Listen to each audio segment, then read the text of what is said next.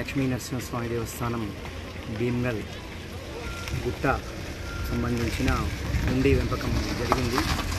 ఈరోజు హుండీలో మనకు 29 రోజులకు గాను అంటే ఈ శ్రావణ మాసం అమావాస్య రోజు ఈరోజు హుండీ వెంపకంలో మనకు 5,64,525 రూపాయలు జమైనవి.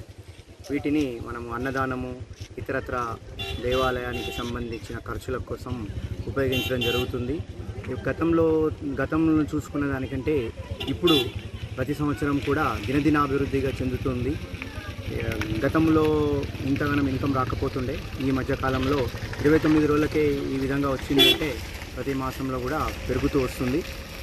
ఈరోజు నేను లక్ష్మీ నరసింహస్వామిని దర్శించుకున్న సందర్భంలో కూడా చూశాను, భక్తులు కూడా అధిక సంఖ్యలో ఉన్నారు. వీరికి కావాల్సిన తగు ఏర్పాట్లు కూడా కొండ ట్రస్టీ గారు బాగా చేస్తున్నారు. ఇంకా కొన్ని సూచనలు కూడా చేయడం జరిగింది వారికి.